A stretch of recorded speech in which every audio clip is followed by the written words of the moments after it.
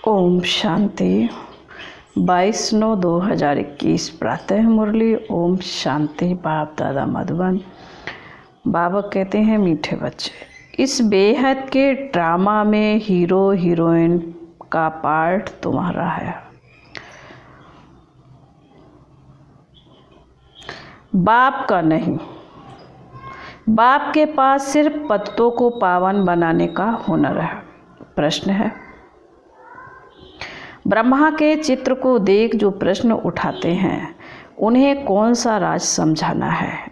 बाबा का उत्तर है, उन्हें समझाओ कि यह आदि सो अंत वाली आत्मा है। यह आदि सो अंत वाली आत्मा है जो फर्स्ट प्रिंस श्री कृष्ण हैं। उनके ही लास्ट जन्म में बाप आते हैं। यह पतित तन है, इन्हें ही पावन बनना है। यह कोई भगवान नहीं है। भगवान तो एवर पीवर हैं, उसने इनके तन का आधार लिया है। गीत है, मुखड़ा देख ले प्राणी। ओम शांति। बाप ने बच्चों को समझाया है कि शांति के लिए कोई बाहर दर दर धक्का नहीं खाना है।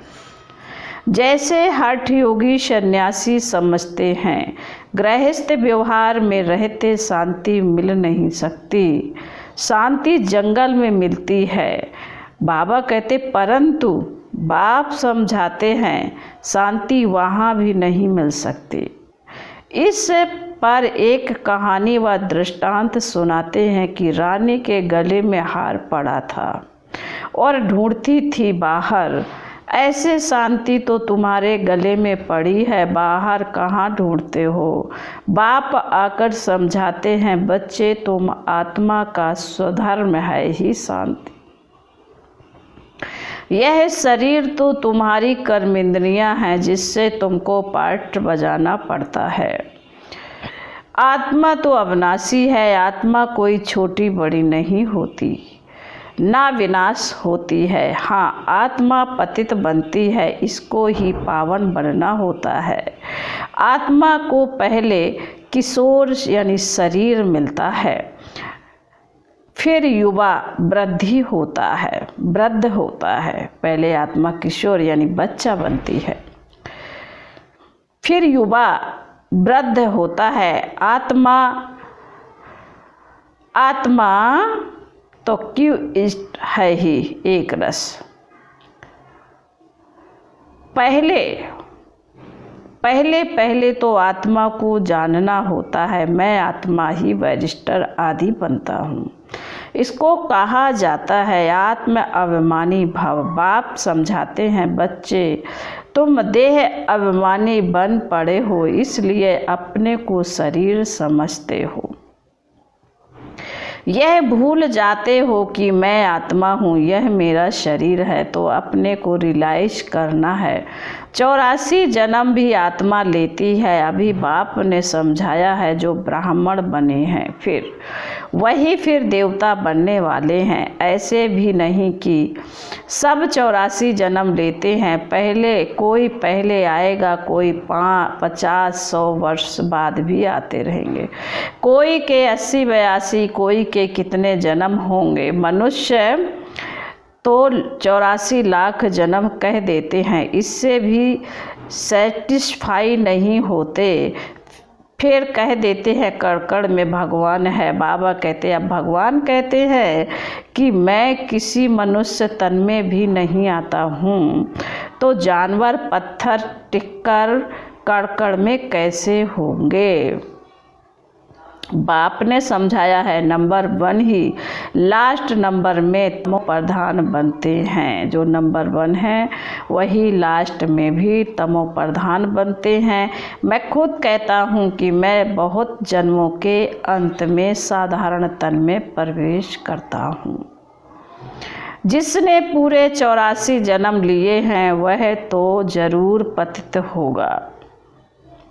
पावन तो हो नहीं सकता। बाप खुद कहते हैं पहले नंबर में है श्री कृष्ण, फर्स्ट प्रिंस। श्री नारायण तो बाद में बनता है जब बड़ा होता है, वह भी 20 यानी 20-25 वर्ष कम हो जाते हैं। उनके भी पूरे 84 जन्म नहीं कहेंगे। नंबर है श्री कृष्ण, बाबा करे नंबर 1 है श्री कृष्ण। भल वही फिर स्वयंवर बाद नारायण बनते हैं, परंतु हिसाब तो बच्चों को करना है ना। पूरे 84 जन्म, बाबा कहते पूरे 84 जन्म 5000 वर्ष श्री कृष्ण के ही होंगे। तो बाप बैठ समझाते हैं मैं कल्प कल्प उसी ही तन में आता हूँ, जिसका आदि से लेकर अंत तक पार्ट है, दूसरे कोई में आ नहीं सकता। हिसाब है ना, ब्रह्मा ही पहला नंबर ठहरा, मैं और कोई में आ कैसे सकता। तुमसे बहुत लोग पूछते हैं सिर्फ एक ही ब्रह्मा में क्यों आते हैं, परंतु यह हिसाब है ना, यह समझने की बातें हैं। गाया हुआ भी है ब्रह्मा द्वारा स्थापना करते हैं, विष्णु व शंकर द्वारा स्थापना नहीं करते हैं। यह और बाबा कहते यह और कोई का काम नहीं है। मनुष्य रचता और रचना को नहीं जानते। यह भी ड्रामा में नूद है, बनी बनाई बन रही है। चिंता ताकि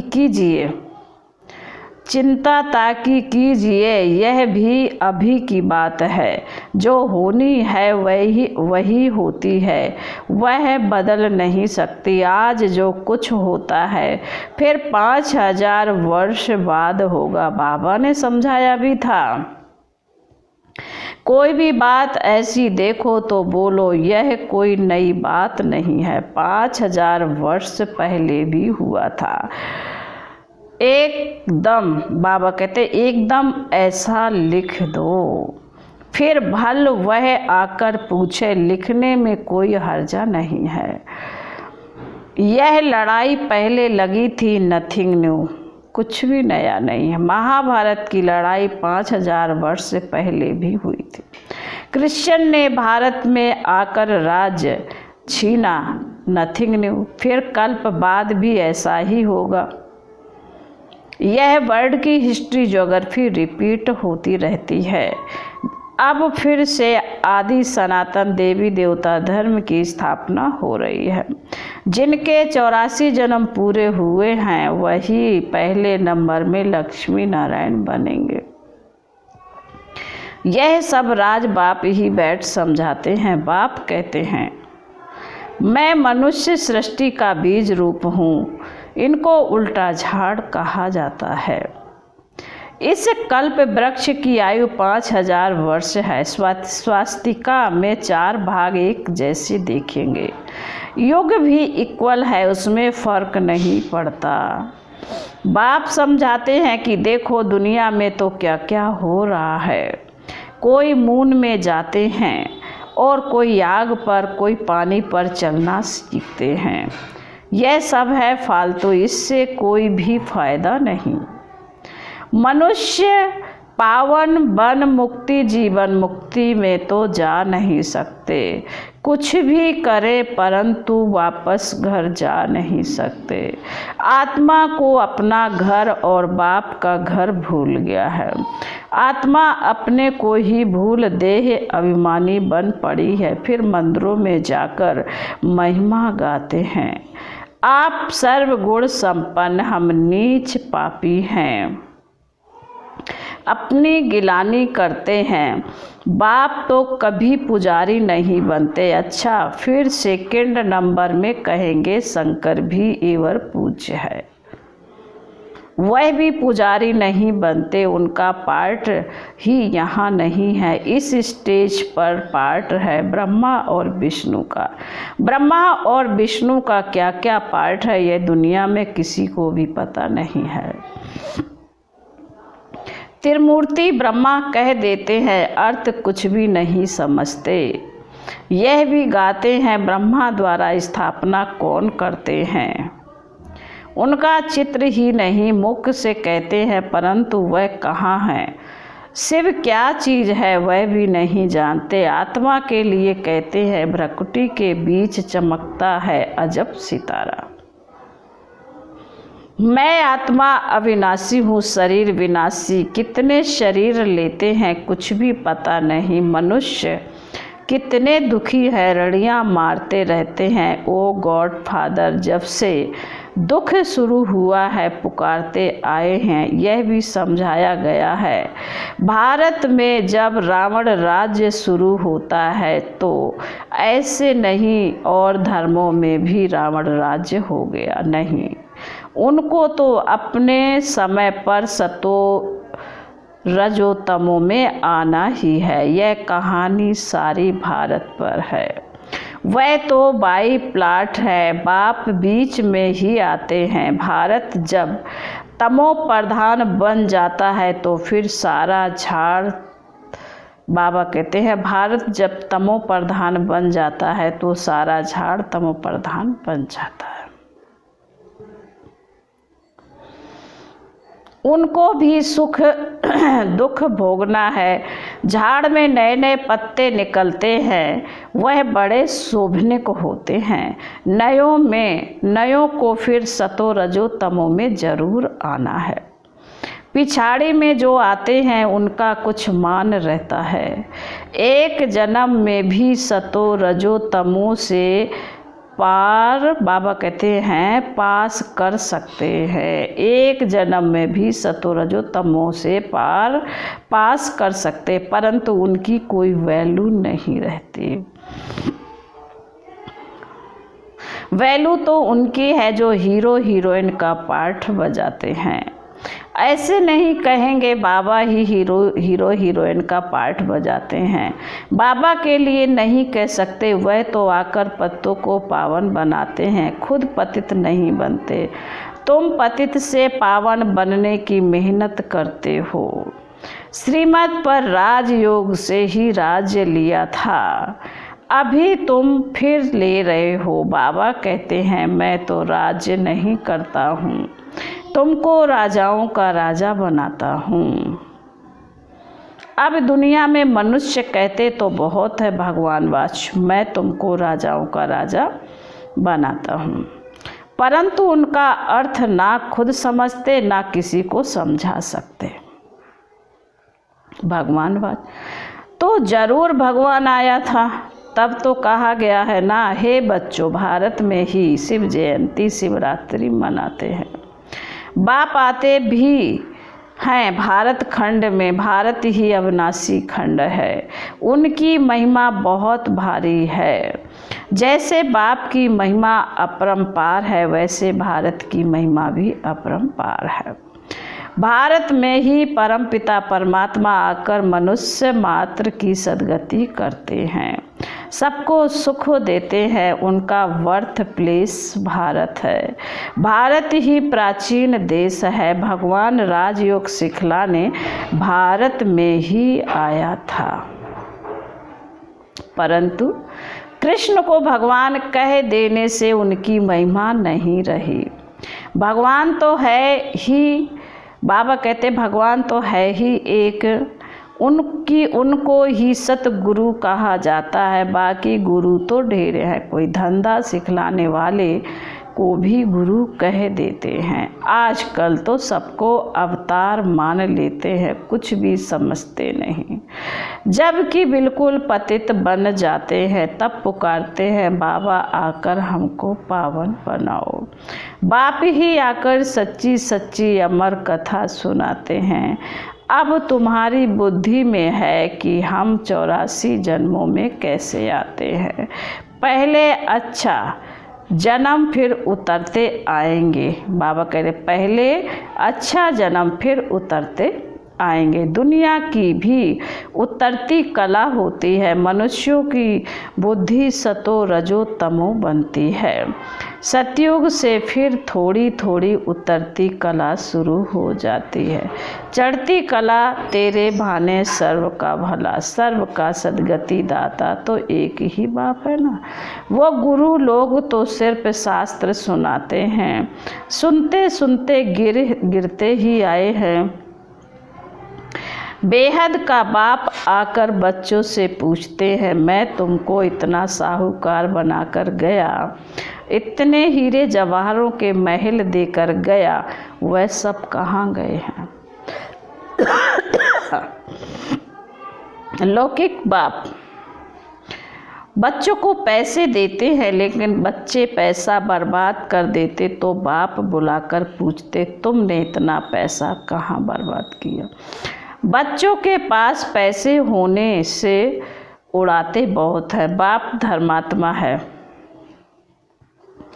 बाबा कहते बच्चों के पास पैसे होते हैं तो उड़ाते बहुत हैं। बाप धर्मात्मा है। बच्चे विलायत में जाकर लाखों रुपए उड़ा देते हैं।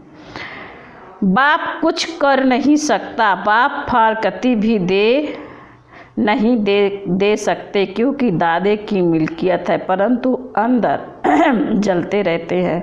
बाप के मर जाने के बाद कोई तो ऐसे गंदे बच्चे होते हैं, 12 मास में सारी मिल्कियत उड़ा देते हैं। वह है हद की बातें, यह है फिर बेहद की बात। बेहद का बाप कहते हैं, तुम कितने धनवान थे, विश्व के मालिक थे, फिर कंगाल क्यों बने हो, इतना धन क्या किया। बच्चों से ही बाप पूछते, भारत को इतना साहूकार बनाया, सब पैसे कहाँ गए।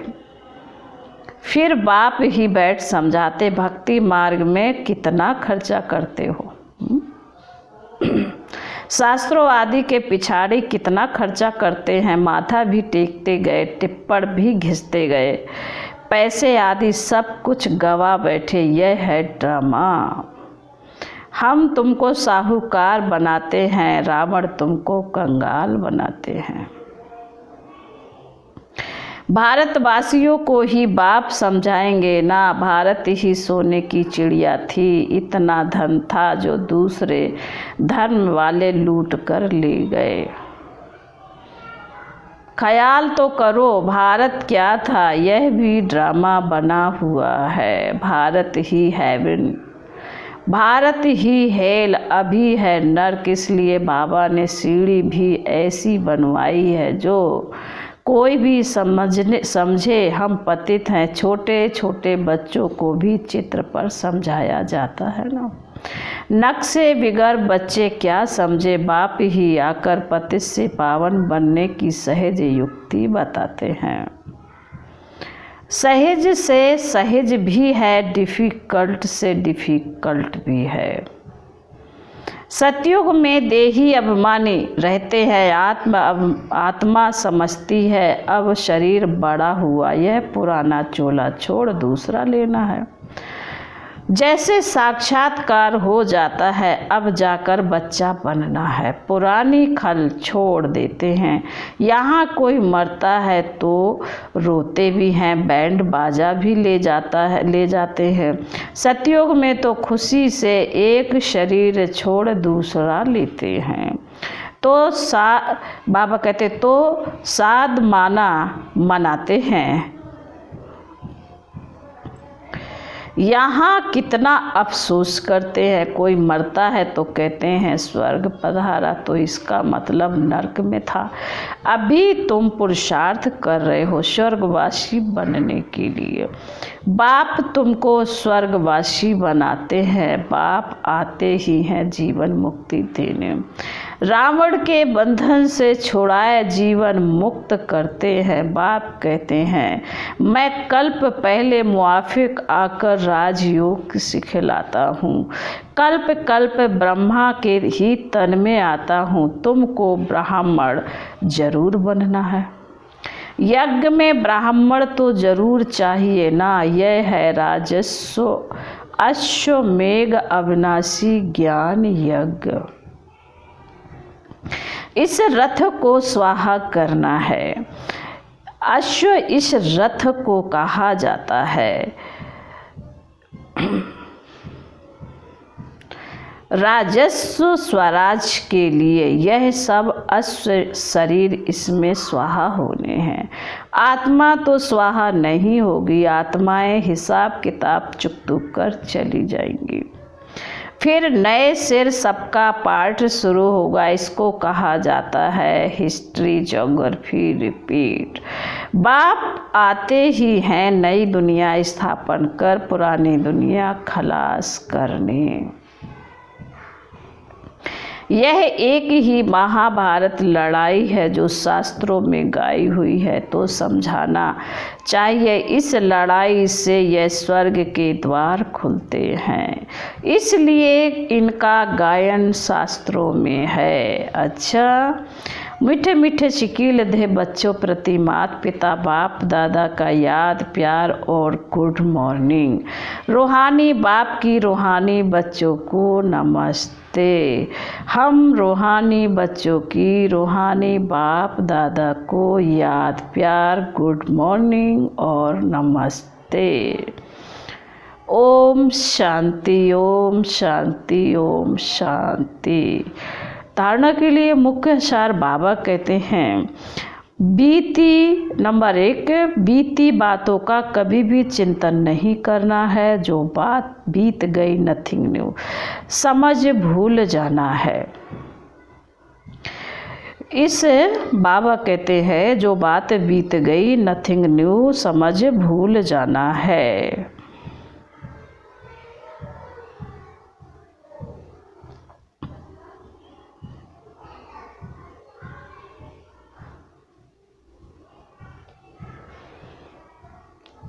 ओम शांति।